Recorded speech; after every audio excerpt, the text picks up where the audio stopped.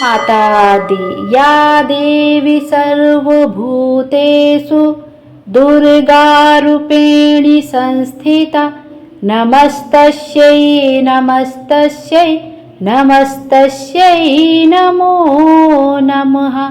जय माता दी। आप सभी कमेंट में जय माता दी अवश्य लिखिएगा। चैत्र माह का पावन महीना चल रहा है और चैत्र माह के पावन महीने में हम श्रीमद् देवी भागवत महापुराण की कथाओं का श्रवण कर रहे हैं। अभी तक हमने श्रीमद् देवी भागवत पुराण के 6वें अध्याय का श्रवण किया है, जिसमें शेष साई भगवान विष्णु के कर्णमल से मधुकैटभ की उत्पत्ति तथा उन दोनों का ब्रह्मा जी से युद्ध के लिए तत्पर होने का हमने श्रवण किया है। आज हम 7वें अध्याय का श्रवण करेंगे। ब्रह्मा जी का भगवान विष्णु तथा भगवती योग निंद्रा की स्तुति करना। आइए अब सच्चे दिल से देवी भागवत पुराण का यह इस अध्याय का श्रवण करते हैं। सूत जी बोले, तदंतर उन दोनों वीरों को देखकर सर्वशास्त्र वेदता ब्रह्मा जी साम, दान, वेद आदि नीतियों के माध्यम से युद्ध की समाप्ति के उपायों को सोचने लगे। इनके वास्तविक बल का मुझे कोई ज्ञान नहीं है। नीति के अनुसार जिसके बल की जानकारी न हो उसके साथ युद्ध करना कदापि उचित नहीं होता। यदि मैं इस समय इन मदो उन्मत्त दुष्ट दानवों की स्तुति करता हूँ तो इससे स्वयं मेरे द्वारा अपनी निर्बलता प्रकाशित होगी। निर्बलता प्रदर्शित करने पर इनमें से कोई एक ही मेरा वध कर देगा। इनके साथ इस समय मैं ना तो दान नीति और ना तो भेद नीति को ही उपयुक्त समझ रहा हूँ। अतः इस समय उचित यही है कि मैं शेष नाग पर सोए हुए चतुर्भुज एवं पराक्रमी भगवान विष्णु को जगाऊं। वे मेरी विपत्ति अवश्य ही दूर करेंगे। मन में ऐसा सोचकर कमल नाल का आश्रय लेकर पद्म योनि ब्रह्मा जी मन ही मन दुख नाशक विष्णु के शरणागत हो गए। वे शुभ संबोधनों द्वारा योग निंद्रा के कारण स्पंदन रहित उन नारायण जगपति भगवान विष्णु को जगाने के लिए उनकी स्तुति करने लगे। ब्रह्मा जी बोले, हे दीनानाथ, हे हरि, हे विष्णु, हे वामन, हे माधव, भक्तों की पीड़ा हरने वाले, हे ऋषिकेश, हे सर्वव्यापिन, हे जगतपते, हे अनंत स्वरूप, हे वासुदेव, हे अंतर्यामिन, हे जगत के स्वामी, हे दुष्टों तथा शत्रुओं का संहार करने में एकाग्रचित वाले, हे चक्रधर, हे गदाधर, हे सर्वज्ञ, हे सर्वलोकेश, हे सर्वशक्ति संपन्न, हे देवेश, हे दुखनाशन, अब आप उठिए उठिए और मेरी रक्षा कीजिए। हे विशंभर, हे विशालाक्ष, हे पुण्य सवन कीर्तन, हे जगत सृष्टा, हे निराकार, हे सृष्टि पालन संहार के कारक, हे महाराज, ये दोनों मदो उन्मत्त दानव मेरा वध करना चाहते हैं। हे सर्वाधार, मैं इस समय संकटग्रस्त हूँ, क्या आप यह नहीं जानते? हे महाविष्णु, मैं इस समय दुख से अत्यधिक पीड़ित हूँ और आपके शरणागत हूँ। ऐसी स्थिति में यदि आप मेरी उपेक्षा करेंगे तो आपका जगत पालन का नियम निरर्थक हो जाएगा। इस प्रकार स्तुति करने पर भी जब योग निंद्रा में लीन भगवान विष्णु नहीं जागे तब ब्रह्मा जी ने विचार किया कि भगवान विष्णु अवश्य ही शक्ति के अधीन होकर योग निंद्रा के वश में हो गए हैं, जिससे ये धर्मात्मा नहीं जग रहे हैं। अब दुख से पीड़ित मैं इस समय क्या करूं? अहंकार के मद में चूर वे दोनों दानव मुझे मारने के उद्देश्य से यहाँ आ गए हैं। अब मैं क्या करूं और कहाँ जाऊं? अब तो मुझे शरण देने वाला कोई भी नहीं है। इस प्रकार मन ही मन सोचते हुए वे एक निष्कर्ष पर पहुंचकर एकाग्रचित हो उन भगवती योग निंद्रा की स्तुति करने लगे। उन्होंने अपने मन में यह दृढ़ विचार रख लिया कि वे ही महाशक्ति मेरी रक्षा करने में समर्थ हैं, जिन्होंने भगवान विष्णु को भी चेतनाहीन निस्पंद कर दिया है। इस श्लोक में जैसे मित्र पानी को शब्द आदि गुणों का आभास नहीं हो पाता, उसी प्रकार निंद्रा के कारण आपने नेत्र मूंदे हुए भगवान विष्णु भी कुछ भी जान सकने में असमर्थ हैं। मेरे द्वारा नानाविध स्तुति किए जाने पर भी भगवान विष्णु निद्रा का त्याग नहीं कर रहे हैं। अतएव मैं मानता हूँ कि निद्रा इनके अधीन नहीं है, अपितु निद्रा के द्वारा ही ये वशीभूत कर लिए गए हैं। जो प्राणी जिस किसी के वश में हो जाता है वह निश्चय ही उसी का दास बन जाता है। अतः ये योग निद्रा ही लक्ष्मीपति विष्णु की स्वामिनी हो गई है। जिस शक्ति के द्वारा सिंधु पुत्री लक्ष्मी के वश में रहने वाले भगवान विष्णु भी वशीभूत कर लिए गए हैं, उन्हीं भगवती ने निश्चित रूप से इस जगत को अपने अधीन कर रखा है। मैं ब्रह्मा, विष्णु, शंकर, सावित्री, लक्ष्मी एवं पार्वती हम सब उन्हीं के अधीन हैं, इसमें कुछ भी संशय नहीं है। भगवान विष्णु भी जिस शक्ति के वशीभूत होकर विवश हुए हैं उसी प्रकार सो रहे हैं। जिस प्रकार एक सामान्य प्राणी सोता है, तब अन्य महापुरुषों के विषय में क्या कहा जाए।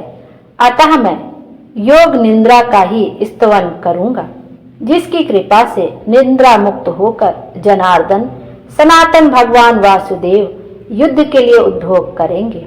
तदंतर ऐसा निश्चय कर कमल नाल पर विराजमान ब्रह्मा जी भगवान विष्णु के अंगों में व्याप्त उन योग निद्रा की स्तुति करने लगे। ब्रह्मा जी बोले, हे देवी, इस जगत का कारण आप ही हैं। वेद वाक्यों से मुझे ऐसा ज्ञात हुआ है। हे अम्ब, आपकी ही शक्ति से संपूर्ण विश्व को ज्ञान देने वाला पुरुषोत्तम भगवान विष्णु भी इस समय योग निद्रा के वश में हो गए हैं। हे माता, समग्र लोक को मोहित कर देने वाली आपकी लीला को कौन जान सकता है। आपकी इस लीला से मैं तो मूढ़ हो गया हूँ और ये विष्णु परवश होकर सो रहे हैं। हे समस्त प्राणियों के मन में निवास करने वाली भगवती, करोड़ों देवताओं में भी ऐसा कौन विज्ञ है जो ऐसी आप निर्गुणा का रहस्य जान सके। सांख्य शास्त्र के विद्वान पुरुष और प्रकृति से जगत की उत्पत्ति मानते हैं। इनमें वे अचेतन प्रकृति को ही जगत को उत्पन्न करने वाली बताते हैं। तो फिर क्या आप वैसी ही अचेतन हैं? किंतु यदि आप जड़ होती तो इन जगतधार विष्णु को इस समय चेतना रहित कैसे कर देते। हे महामाये, आप सगुण रूप धारण कर नानाविध लीलाएं करती रहती हैं, अतः आपके रहस्यमय कार्यों का सम्यक ज्ञान करने में भला कौन समर्थ है। हे भवानी, मुनिगण संध्या नाम से आपके गुण को परिकल्पित करके तीनों समय प्रातः, मध्याह्न, सायं निश्चित रूप से आपका ही ध्यान करते हैं। हे देवी, आप बुद्धि स्वरूपा होकर समस्त लोक को ज्ञान देती हैं और लक्ष्मी रूप से सदैव देवताओं को सुख प्रदान करती हैं।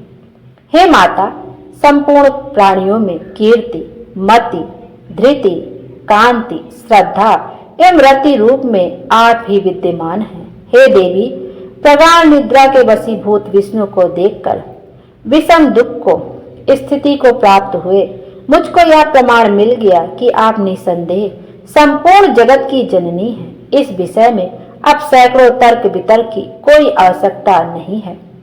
हे देवी, आप वेद शास्त्रों के पारदर्शी विद्वानों की समझ से भी परे हैं और वेद भी आपको पूर्ण रूप से नहीं जानते, क्योंकि उन वेदों की उत्पत्ति भी का कारण भी आप ही हैं।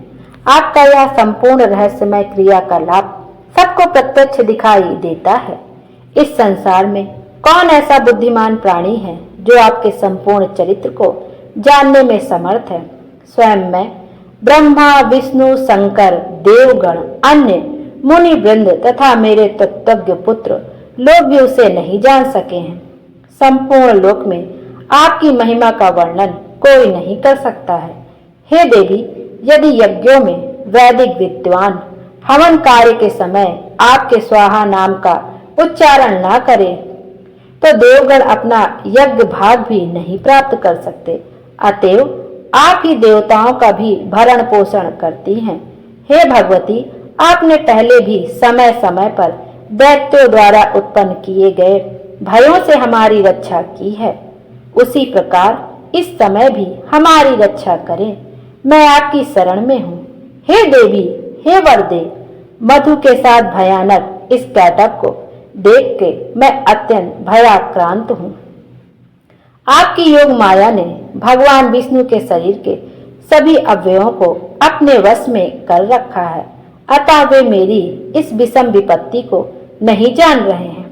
हे महानुभावे, या तो इस समय आप आदि देव को मुक्त कर दें अथवा इन दोनों महादैत्यों का वध कर दें। इनमें से आपको जो उचित जान पड़े वह कीजिए। हे देवी, जो मंद बुद्धि प्राणी आपकी विशिष्ट महिमा को नहीं जानते, वे ही विष्णु तथा शंकर आदि की आराधना करते हैं।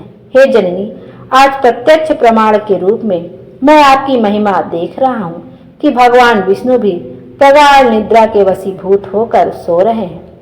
आपकी शक्ति के वश में पड़े अपने पति भगवान विष्णु को इस समय सिंधु सुता लक्ष्मी भी नहीं जगा सकती, क्योंकि हे भगवती, मुझे ऐसा प्रतीत होता है कि आपने ही बलपूर्वक लक्ष्मी को भी शयन करने के लिए विवश कर दिया है, जिससे वे भी नहीं जग रही हैं।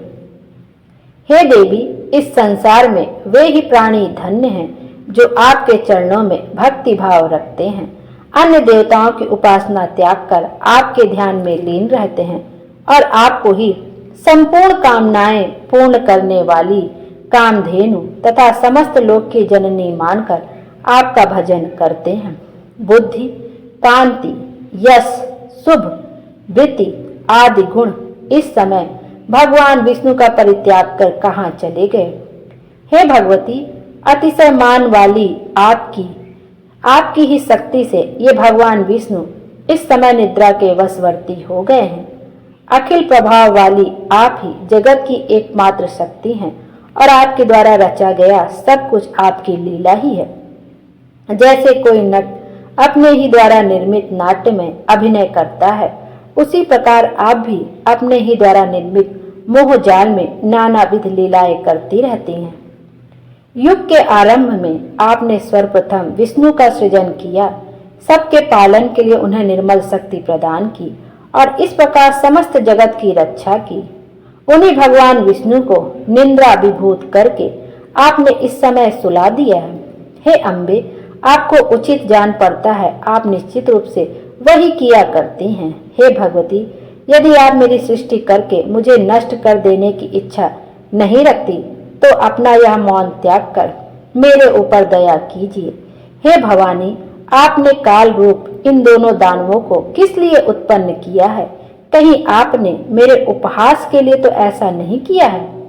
हे भवानी, अब मुझे आपके अद्भुत चरित्र का ज्ञान हो गया है।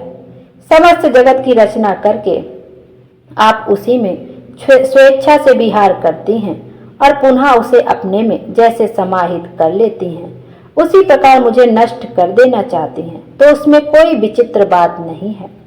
हे माता, यदि आप चाहती हैं तो मेरा वध कर दीजिए। हे जगदम्बे, मुझे मरण जनित दुख की लेस मात्र भी चिंता नहीं है। हाँ, आपको यह महान कलंक अवश्य लगेगा कि आपने जिसे सर्वप्रथम सृष्टिकर्ता बनाया उसे दैत्य ने मार डाला। हे देवी, अब आप उठिए और अपना अद्भुत रूप धारण कीजिए। हे बाल लीला कारिणी, आप अपने इच्छा अनुरूप चाहे मुझे मार दे अथवा इन दैत्यों को मार दे या तो भगवान विष्णु को जगा दे जिससे वे इन दोनों का वध कर दे। यह सारा काम करने में आप ही समर्थ हैं। सूत जी बोले, ब्रह्म जी द्वारा इस प्रकार स्तुति किए जाने पर विष्णु के शरीर से निकलकर तामसी देवी उनके समीप खड़ी हो गई। तदंतर अतुलित तेज वाले विष्णु के समस्त अंगों को छोड़कर योग निद्रा उन दोनों का संहार करने के लिए बाहर निकल आई। योग माया से प्रभाव से मुक्त हुए वे जनार्दन जब चेतना युक्त शरीर वाले हुए तब उन विष्णु को देखकर ब्रह्मा जी को परम प्रसन्नता हुई। बोलो माता रानी की जय। अब सुनिए, भगवान विष्णु योग माया के अधीन क्यों हो गए? ऋषियों के इस प्रश्न के उत्तर में सूत जी द्वारा उन्हें आदि शक्ति भगवती की महिमा सुनाना। ऋषिगण बोले, हे महाभाग, हमें इस कथा में महान अद्भुत संशय है। हे महामते, वेद शास्त्रों, पुराणों तथा बुद्धिमान लोगों की सदा से यह अवधारणा रही है कि ब्रह्मा, विष्णु तथा शंभु ये तीनों देवता सनातन हैं और इस ब्रह्मांड में इनसे बढ़कर अन्य कोई नहीं है। ब्रह्मा जगत का सृजन करते हैं, विष्णु पालन करते हैं और शंकर प्रलय काल में संहार करते हैं। ये तीनों ही इसमें कारण हैं। ब्रह्मा, विष्णु और महेश ये तीनों देवता एक ही मूर्ति के तीन स्वरूप हैं। ये लोग क्रमशः रज, सत्व और तम गुणों से युक्त होकर अपना अपना कार्य करते हैं। उन तीनों में माधव, पुरुषोत्तम, आदि देव जगन्नाथ, श्री हरि श्रेष्ठ हैं और वे सभी कार्य संपादित करने में समर्थ हैं। अनुपम तेज वाले विष्णु से बढ़कर सर्वसमर्थ अन्य कोई भी नहीं है। उन जगतपति विष्णु को योग माया ने विवश करके भला कैसे सुला दिया? उस समय उन विष्णु की चेतना कहाँ चली गई और उनके जीवन की चेष्टा कहाँ लुप्त हो गई? हे महाभाग, यह महान संदेह उपस्थित है। आप इस विषय में यथोचित बताने की कृपा करें। जिस शक्ति के विषय में आप पहले बता चुके हैं कि उसने भगवान विष्णु को भी पराभूत कर दिया था, वह कौन सी शक्ति है? वह शक्ति कहाँ से उद्भूत हुई है? शक्ति संपन्न कैसे हुई तथा उसका स्वरूप क्या है? हे सुब्रत, यह सब हमें स्पष्ट रूप में बतलाइए। जो विष्णु हैं वे तो सबके ईश्वर, वासुदेव, जगत के गुरु, परमात्मा, परम आनंद स्वरूप तथा सचिनानंद की साक्षात मूर्ति हैं। सब कुछ करने में समर्थ, सबका पालन करने वाले, सभी चराचर का सृजन करने वाले, रजोगुण से रहित, सर्वव्यापी और पवित्र हैं। वे परात्पर विष्णु निद्रा की परातंत्रता में कैसे आबद्ध हो गए? हे परंतप, हमें इस प्रकार का आश्चर्यजनक संदेह है।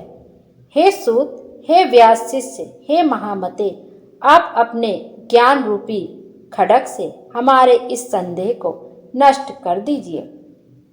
सूत जी बोले, हे मुनिजन, इस चराचर जगत में कौन ऐसा है जो इस शंका का समाधान कर सके, जबकि ब्रह्मा के पुत्र सनकादि मुनि तथा नारद, कपिल आदि भी इस विषय में मोहित हो जाते हैं।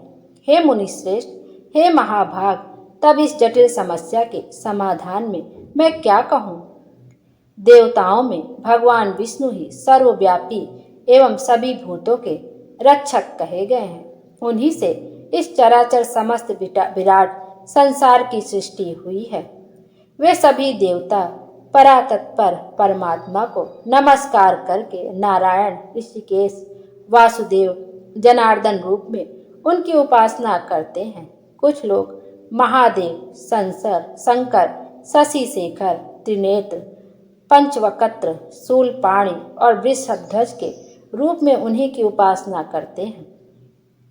सभी वेदों में भी त्र्यंबक, कपर्दी, पंचवक्त्र, गौरी देहधारी, कैलाशवासी, सर्वशक्ति समन्वित, भूत गणों से सेवित एवं दक्ष यज्ञ विध्वंसक आदि नामों से उनका गुणगान किया गया है। हे महाभागो, वैदिक विद्वान लोग सूर्य आदि नामों से भी नित्य प्रायः साया तथा मध्याह्न काल में संध्या करते समय विविध प्रकार की स्तुतियों से उन्हीं की प्रार्थना करते हैं।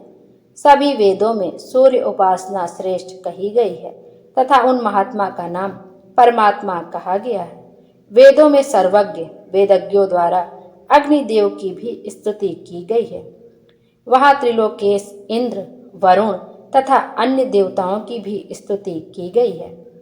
जिस प्रकार गंगा अनेक धाराओं में विद्यमान रहकर प्रवाहित होती हैं, उसी प्रकार महर्षियों द्वारा भगवान विष्णु सभी देवताओं में विद्यमान बताए गए हैं। मनीषी विद्वानों ने 3 प्रकार के मुख्य प्रमाण बताए हैं: प्रत्यक्ष, अनुमान और तीसरा शब्द प्रमाण। अन्य न्याय के पंडित 4 प्रमाण मानते हैं: प्रत्यक्ष, अनुमान, उपमान एवं शब्द प्रमाण। परंतु अन्य मीमांसा के विद्वान लोग अर्थापथिकों को लेकर 5 प्रमाण मानते हैं। पौराणिक विद्वान 7 प्रमाण बताते हैं। इन प्रमाणों से भी जो दुर्गे है वह है पर ब्रह्मा।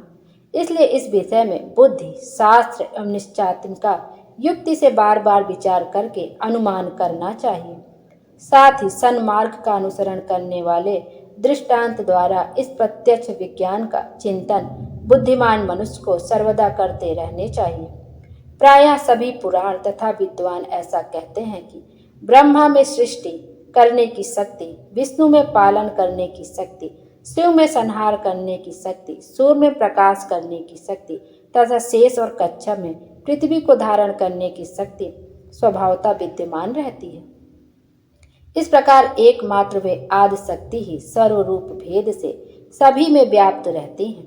वे ही अग्नि में दाहकत्व शक्ति तथा वायु में संचार शक्ति हैं। कुंडलिनी शक्ति के बिना शिव भी 100 बन जाते हैं। विद्वान लोग शक्तिहीन जीव को निर्जीव और असमर्थ कहते हैं। अतएव हे मुनिजनों, ब्रह्मा से लेकर त्रिपर्यंत सभी पदार्थ इस संसार में शक्ति के बिना सर्वथा हे हैं, क्योंकि स्थावर जंगम सभी जीवों में वह शक्ति ही काम करती है। यहाँ तक कि शक्तिहीन पुरुष शत्रु पर विजयी होने, चलने फिरने तथा भोजन करने भी सर्वथा असमर्थ रहता है। वह सर्वत्र व्याप्त रहने वाली आदि शक्ति ही ब्रह्म कहलाती है। बुद्धिमान मनुष्य को चाहिए कि वह अनेक प्रकार के यत्नों द्वारा सम्यक रूप से उनकी उपासना करे तथा उनका चिंतन करे। भगवान विष्णु में सात्विक की शक्ति रहती है, जिसके बिना वे अकर्मण्य हो जाते हैं। ब्रह्मा में राजसी शक्ति है, वे भी शक्तिहीन होकर सृष्टि कार्य नहीं कर सकते। और शिव में तामसी शक्ति रहती है, जिसके बल पर वे संहार कृत्य संपादित करते हैं। इस विषय में मन से बार बार विचार करके तर्क वितर्क करते रहना चाहिए। शक्ति ही संपूर्ण ब्रह्मांड की रचना करती है, सबका पालन करती है और इच्छा अनुसार इस चराचर जगत का संहार करती है। उसके बिना विष्णु, शिव, इंद्र, ब्रह्मा, अग्नि, सूर्य और वरुण कोई भी अपने अपने कार्य में किसी प्रकार भी समर्थ नहीं हो सकते हैं। वे देवगण शक्ति युक्त होने पर ही अपने अपने कार्यों को संपादित करते रहते हैं। प्रत्येक कार्य कारण में वही शक्ति प्रत्यक्ष दृष्टिगोचर होती है। मनीषी पुरुषों ने शक्ति को सगुणा और निर्गुणा भेद से 2 प्रकार का बताया है। सगुणा शक्ति की उपासना आसक्त जनों और निर्गुणा शक्ति की उपासना अनासक्त जनों को करनी चाहिए। धर्म, अर्थ, काम और मोक्ष इन चारों पदार्थों की स्वामिनी वे ही निर्विकार शक्ति हैं। विधिवत पूजा करने से वे सब प्रकार के मनोरथ पूर्ण करती हैं। सदा माया से घिरे हुए अज्ञानी लोग उस महाशक्ति को जान नहीं पाते। यहाँ तक कि कुछ विद्वान पुरुष उन्हें जानते हुए भी दूसरों को भ्रम में डालते हैं। कुछ मंदबुद्धि पंडित अपने उदर की पूर्ति के लिए कली से प्रेरित होकर अनेक प्रकार के पाखंड करते हैं। हे महाभागो, इस कली में बहुत प्रकार के अवैदिक तथा भेद मूलक धर्म उत्पन्न होते हैं, दूसरे युगों में नहीं होते। स्वयं भगवान विष्णु भी अनेक वर्षों तक कठोर तप करते हैं और ब्रह्मा तथा शिव जी भी ऐसा ही करते हैं। ये तीनों देवता निश्चित ही किसी का ध्यान करते हुए कठिन तपस्या करते रहते हैं। इसी प्रकार अपनी इच्छाओं की पूर्ति के लिए ब्रह्मा, विष्णु, महेश ये तीनों ही देवता अनेक प्रकार के यज्ञ सदा करते हैं। वे उन पराशक्ति ब्रह्मा नाम वाली परमात्मिका देवी को नित्य एवं सनातन मानकर सर्वदा मन से उन्हीं का ध्यान करते हैं। हे मुनिश्रेष्ठ, सब शास्त्रों का यही निश्चय जानना चाहिए कि दृढ़ निश्चयी विद्वानों के द्वारा ही वे आदि शक्ति ही सदा सेवनीय है। यह गुप्त रहस्य मैंने कृष्ण द्वैपायन से सुना है, जिसे उन्होंने नारद जी ने अपने पिता ब्रह्मा जी से और ब्रह्मा जी ने भगवान विष्णु के मुख से सुना था। इसलिए विद्वान पुरुषों को चाहिए कि वे न तो किसी अन्य की बातें सुने और न माने तथा दृढ़ कृतज्ञ होकर सर्वदा शक्ति की ही उपासना करें।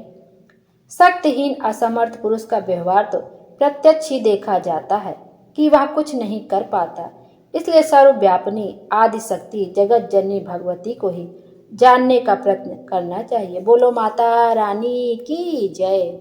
इस प्रकार से देवी भागवत का 7वां अध्याय यहीं पर समाप्त होता है। कल की वीडियो में हम लोग श्रीमद् देवी भागवत पुराण का 8वें अध्याय का श्रवण करेंगे। जय माता दी। माता रानी हम सब की मनोकामना पूरी करें और हमारे जीवन को खुशियों से भर दें। Thank you.